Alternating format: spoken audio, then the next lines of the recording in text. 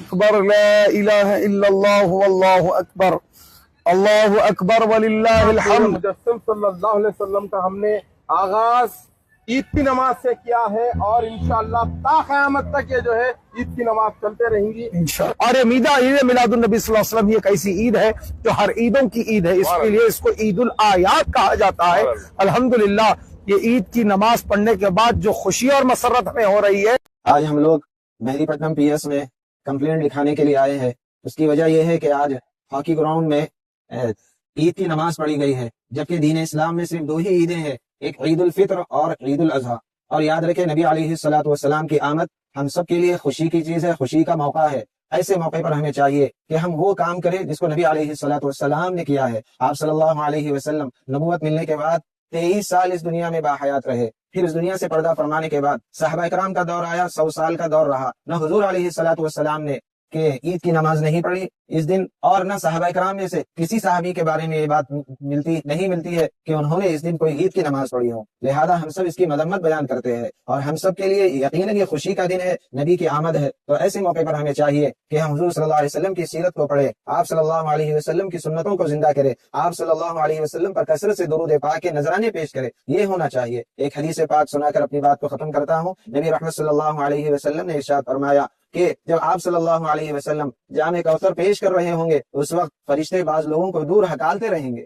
تو حضور علیہ الصلوۃ والسلام ان کو دیکھ کر فرمائیں گے یہ میرے امتی ہیں، ان کو قریب آنے دو۔ تو فرشتے فرمائیں گے اے اللہ کے رسول صلی اللہ علیہ وسلم، آپ کی یہ وہ امتی ہے آپ کے اس دنیا سے پردہ فرمانے کے بعد دین میں نئی نئی باتیں ایجاد کرتے رہے۔ جب حضور علیہ الصلوۃ والسلام یہ سنیں گے تو فرمائیں گے سحقاً سحقاً، ان کو دور کر دو، ان کو دور کر دو فرمائیں گے۔ تو اس لیے تمام عالم اسلام سے، تمام امت مسلمہ سے گزارش ہے کہ اس واقعے کی مذمت بیان کرے۔ کوئی کام دیکھیے پچھلے 18 سال سے غلامان مصطفیٰ کمیٹی صلی اللہ علیہ وسلم عوام کے درمیان میں ہے، اور آج تک کوئی ہمارے سے ایسی کوئی غلطی نہ جو ہے کوئی ہم ایسا موقع دیے کہ کوئی غلطی کرے، نہ کوئی غلطی کرتے ہم نہ کبھی کرے۔ یہ ایک پہلی غلطی ہے اور یہ آخری غلطی ہے، انشاءاللہ اس کے بعد کوئی قسم کی غلطی نہیں ہوئیں گی۔ ملت اسلامیہ کو متحد کرنے کا کام غلامان مصطفیٰ کرتی، انتشار کرنے کا کام غلامان مصطفیٰ کمیٹی نہیں کرتی۔ پیش خدمت ہے اس سال عید میلاد النبی کے نام پر ہونے والی ایسی نئی بدعات اور خرافات جو کہ آپ کے ہوش اڑا دیں گی۔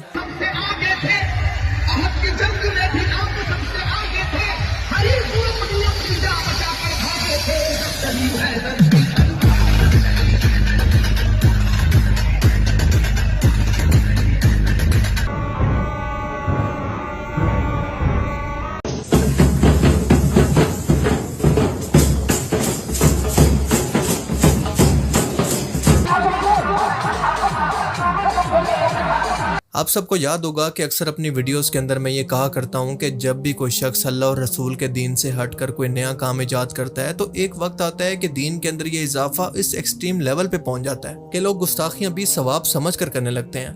اور وہ علماء کرام جو کہ اس بدعت کے حق کے اندر ہوتے ہیں ان کے ہاتھ سے بھی یہ عوام نکل جاتی ہے، اور اس کے اندر غلطی صرف اس عوام کی نہیں ہے بلکہ زیادہ غلطی ہے ان جاہل علماء کرام کی۔ اور ایسا اس لیے کہ آپ ذرا سوچ کر دیکھیں کہ جب اس جاہل عوام کو ان کے علماء کرام قبریں پکی کر کے مزارات بنانے کی اجازت دیں گے تو قبروں پر سجدے تو شروع ہوں گے ہی۔ یہ علماء کرام کرامات کے نام پر جب اپنے اولیاء کی جھوٹی شانیں بیان کرنا شروع کریں گے تو شوف سرکاریں بھی مارکیٹ کے اندر ضرور آئیں گی، اور جب میلاد کے نام پر تیسری عید کی بدعت شروع ہوگی تو بات یہاں تک پہنچ گئی ہے کہ اس سال حیدرآباد انڈیا کے اندر باقاعدہ اس کو تیسری عید کہہ کر نماز بھی ادا کی گئی۔ جی ہاں، عید میلاد النبی کی نماز باجماعت جیسی باقی دو عیدوں کی جماعت واجب ہوتی ہے، اور تیسری ان لوگوں نے خود ہی اپنے اوپر واجب کر لیا، جیسا کہ آپ اس ویڈیو کے اندر خود دیکھ سکتے ہیں۔ اب یہاں پر اس کو دیکھ کر کچھ لوگ اعتراض کر سکتے ہیں کہ ہو سکتا ہے کہ وہ شکرانہ کے نفل پڑھ رہے ہوں، یا پھر یہ بھی کہہ سکتے ہیں کہ یہ نماز ہی تو ہے، اس کا تو ثواب ہی ملے گا، کوئی گناہ کا کام تو نہیں کر رہے۔ تو ایسے لوگوں کے لیے عرض ہے کہ اگر یہ لوگ نفل بھی پڑھ رہے ہیں تو اس کو دین کا حصہ سمجھ کر پڑھ رہے ہیں، اور اگر ان کی اگلی نسل بھی یہی کرتی ہوئی آتی ہے تو ایسا نہ کرنے والے لوگوں کو گستاخ رسول ڈکلیئر کرنا شروع کر دے گی، بالکل ایسے ہی جیسے یہ نسل ان کی طرح میلاد نہ منانے والے لوگوں کو گستاخ رسول اور جہنمی بھی کہتی ہے۔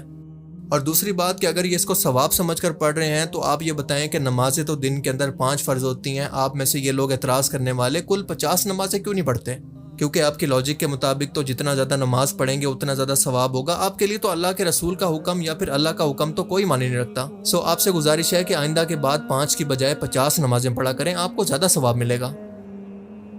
اب دیکھیں اس طرح کی بدعات کی وجہ سے ہوتا کیا ہے کہ لوگ دین کے اندر مزید تقسیم ہونے لگتے ہیں، مزید فرقے اور اختلافات پیدا ہوتے ہیں، اور یہ امت کو توڑنے اور دین کے اندر نئی ایجادات کر کے اس کو مزید مشکل بنا دیتے ہیں۔ اور بالکل یہی وجہ ہے کہ نوجوان نسل اسی کو دین سمجھ کر دین سے آہستہ آہستہ بدزن ہونا شروع ہو جاتی ہے۔ جا کر دیکھیں ذرا کیا ہو رہا ہے، میلے ٹھیلے لگ گئے، ڈھول ڈھمکے میں لڑکے ڈانس کر رہے ہیں، مسجدوں کے چھجوں پہ ڈانس ہو رہا ہے، لڑکیوں کو حور بنا کے بٹھایا ہوا ہے، چپس تقسیم ہو رہے ہیں، ہزاروں کی تعداد میں لوگ جھپٹ رہے ہیں، جمعہ قضا ہو رہا ہے، نمازیں قضا ہو رہی ہیں، کوئی پرواہ نہیں ہے۔ اور یہ کیوں آئے؟ 12ویں منانے کے لیے آئے، لائٹنگ کر کے، ٹکڑے بنا کر، نخوش بنا کر، اونٹ کھڑے کر کے، پہاڑ بنا کر میلہ بنا دیا ہے۔ عورتیں مرد نکل کر تفریح کے لیے باہر نکل رہے ہیں، جسم سے جسم مس ہو رہا ہے مرد عورت کا، لیکن ثواب کی نیت سے نکلے ہوئے ہیں صاحب۔ بھائی ہم تو دیکھنے جا رہے ہیں کہ 12ویں کی لائٹنگ کیسے، اس قسم کے لیڈروں کی حماقت کہوں یا اس کو حکمت کہوں؟ ان کے نزدیک حکمت کی ہوگا، میں تو حماقت کہوں گا۔ کھلا مزار پہ چلے جاؤ، چادر چڑھا دو، تمہارا کام ہو جائے گا۔ ایک گھر میں نماز نہیں پڑھی جا رہی، قرآن پاک ترجمہ تفسیر سے نہیں ہو رہا، اس کتاب میں اس گھر میں حدیث کی کوئی کتاب نہیں ہے، سیرت کی کوئی کتاب نہیں پڑھی جاتی، لیکن 11ویں ہو رہی ہے، 12ویں اہتمام سے ہو رہی ہے۔ 9 اور 10 محرم کی نیاز بڑے اہتمام سے ہے، گونڈوں کی نیاز کبھی نہیں چھوڑی ہے، ماہانہ ختم قادری بھی ہو رہا ہے،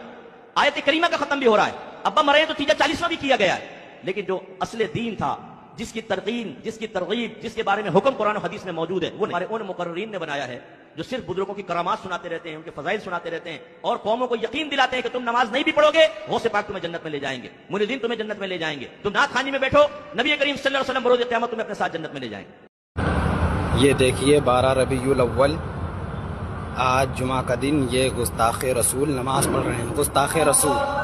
یہ سارے گستاخ رسول ہیں۔ اب آپ کو عاشق رسول دکھاتے ہیں، بنے رہیے آپ لوگ عاشق رسول کو دیکھنے کے لیے۔ یہ رہا عاشق رسول کا منظر، وہ تھے گستاخ رسول اور یہ ہیں عاشق رسول۔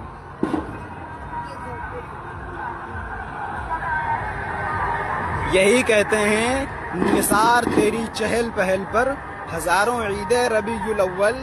سوائے ابلیس کے جہاں میں سبھی تو خوشیاں منا رہے ہیں۔ اب اچھی بات یہ ہے کہ علماء ہند نے اس پر بہت ہی سخت رد عمل دیا ہے، کیونکہ اس مولوی صاحب پر FIR بھی کروا دی ہے کہ یہ امت کے اندر انتشار پیدا کر رہا ہے، اور اس عمل سے دوسرا اس کے بہاف پر معافی بھی مانگ لی ہے۔ بہت اچھی بات ہے، لیکن سوال یہ ہے کہ انہیں اس حد تک پہنچنے کا موقع دیا کس نے؟ آپ ہی کی ایجاد کی ہوئی بدعات اور خرافات نے یہ کام کرنے پر ان کو مجبور کیا۔ اور یہ بتائیں کہ یہ نبی کریم صلی اللہ علیہ وسلم کی ولادت کو منانے کا کون سا طریقہ ہے؟ ذرا یہ ویڈیو دیکھیں کہ ایسا لگ رہا ہے کہ کوئی میوزیکل کنسرٹ یا پھر کوئی مجرے کی محفل چل رہی ہے۔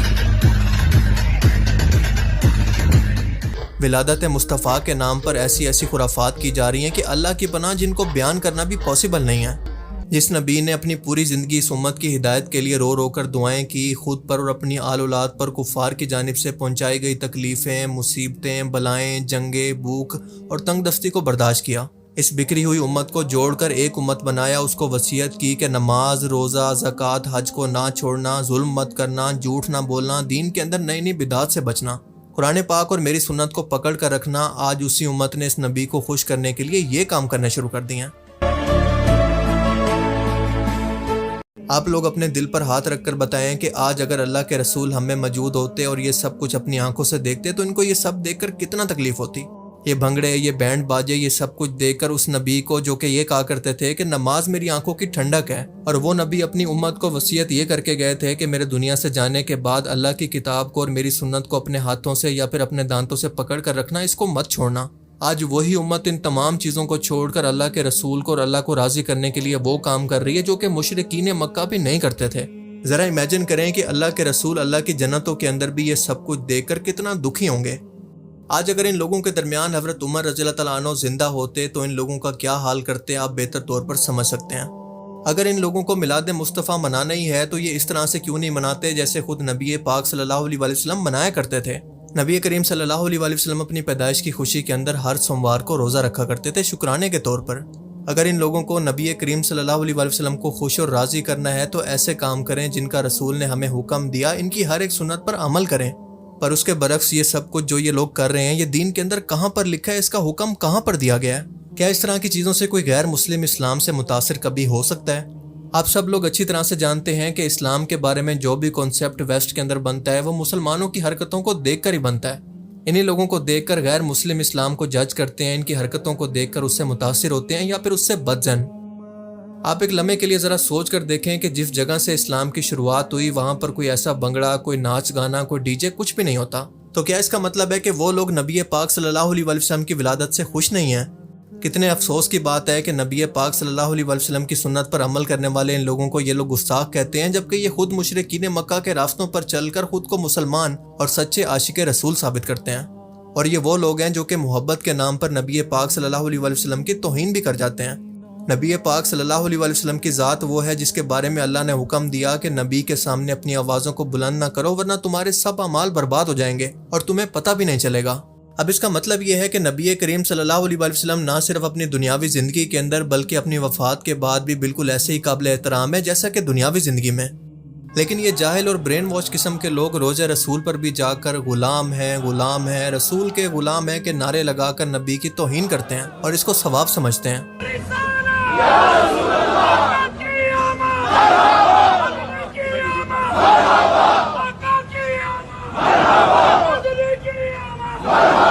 اور ایسے لوگوں کا علاج صرف یہی چھتر ہے جو کہ سعودی حکومت ان کے ساتھ کرتی بھی ہے۔ ایک بندے کو لے کر گئے تو سب کے سب عاشق رسول کی ہوا نکل گئی فوراً۔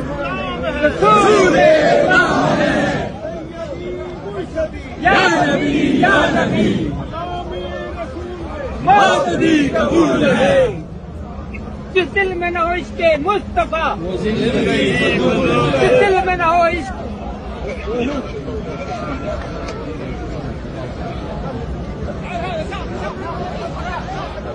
آپ کو بتاتا چلوں کہ عید میلاد النبی صلی اللہ علیہ وسلم کا آغاز صحابہ کرام یا تابعین کے زمانے سے نہیں ہوا تھا، بلکہ یہ کئی صدیوں کے بعد رواج میں آیا۔ تاریخ میں پہلی بار عید میلاد النبی کی باقاعدہ تقریب عراق کے حکمران مظفر الدین ابو سعید کوکبوری نے شروع کی تھی، اور یہ واقعہ 6 صدی ہجری کے اندر پیش آیا، یعنی تقریباً 1207 عیسوی کے اندر یا پھر 602 ہجری کے اندر۔ یہ وہ ٹائم تھا جب کرسچن فوجیں جنگ کے دوران مسلمانوں کی فوج کے سامنے موجود تھی، اور اسی ٹائم کے اندر حضرت عیسیٰ کی پیدائش کا دن آیا، یعنی 25 دسمبر۔ کرسچنز نے اس کو سیلیبریٹ کرنا شروع کیا تو مظفر الدین نے اس کو دیکھ کر سوچا کہ کیوں نہ ہم بھی اسی طرح سے ان لوگوں کو دکھانے کے لیے اپنے نبی محمد رسول اللہ صلی اللہ علیہ وسلم کی پیدائش کا دن سیلیبریٹ کریں، اور یہاں سے اس بدعت کی شروعات ہوئی۔ اس دن کو سیلیبریٹ کرنے کے لیے بڑے بڑے جلسے ہوئے، محافل نعت کا انعقاد کیا گیا، کھانے پینے اور میلوں کا انتظام کیا جاتا، اور آج یہ بڑھتے بڑھتے اس حال کو پہنچ گیا ہے کہ اللہ کی پناہ، اور آج ایک مخصوص فرقے کے لوگ جو کہ سب سے زیادہ اس کے حق کے اندر ہیں، صرف یہ کہہ کر جان نہیں چھڑا سکتے کہ یہ دین اسلام نہیں ہے یا پھر ہمارا ان لوگوں سے کوئی تعلق نہیں۔ شادیوں کی طرح بینڈ باجے، ان کے سامنے ڈانس کرنا، تعزیے اور روزہ رسول کے ماڈل بنا کر گلیوں کے اندر گھمانا، اس کے علاوہ گانوں پر میوزیکل کنسرٹ کی طرح ناچنا، یہ سب لوگ اس طرح کی حرکتیں کر کے آخر کس کو متاثر کرنا چاہتے ہیں؟ کیونکہ اللہ اور اس کے رسول کا تو یہ بالکل بھی حکم نہیں ہے۔ یہ چل رہا ہے عید میلاد النبی اور یہ گالی دل میں چلا ہے۔ اور اگر آپ کو یہ سلسلہ دیکھ کر ایسا لگتا ہے کہ یہ صرف مستقبل کے اندر بھی نماز عید میلاد النبی تک اور ناچ گانے تک محدود رہے گا تو یہ آپ کی بھول ہے،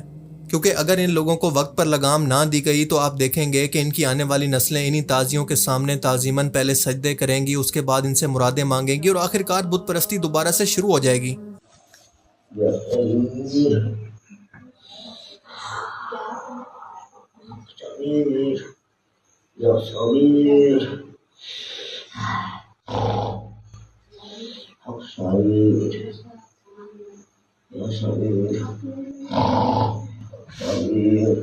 اور اسی لیے میں کہتا ہوں کہ تمام مسلک کے علماء کرام کو اپنے اختلافات وقتی طور پر بلا کر اس مسئلے پر اکٹھا ہو کر ان تمام خرافات کے خلاف ایک فتویٰ دینا ہوگا، اور پوری دنیا کو یہ واضح کرنا ہوگا کہ ایسے لوگوں کا دین اسلام سے کوئی تعلق نہیں، اور جو بھی کوئی ایسا کرے گا قانون کے ذریعے اس کو سزا دلوائی جائے، کیونکہ اس طرح کے لوگ نہ صرف اپنی حرکتوں کی وجہ سے دین اسلام کو بدنام کر رہے ہیں بلکہ مسلم دنیا کی یونٹی کو بھی توڑنے کی وجہ بن رہے ہیں۔ اور اگر ہم لوگوں نے آج مل کر کچھ نہیں کیا تو ہماری آنے والی نسلوں کو ان گمراہیوں سے کوئی بھی نہیں بچا پائے گا۔ اللہ تعالیٰ سے دعا ہے کہ وہ ہمیں سمجھنے کی اور نیک عمل کرنے کی توفیق عطا فرمائے، آمین۔ Create a video of your talents and share it via WhatsApp on 9700491819. If you are new to this channel, then don't forget to subscribe. Thank you.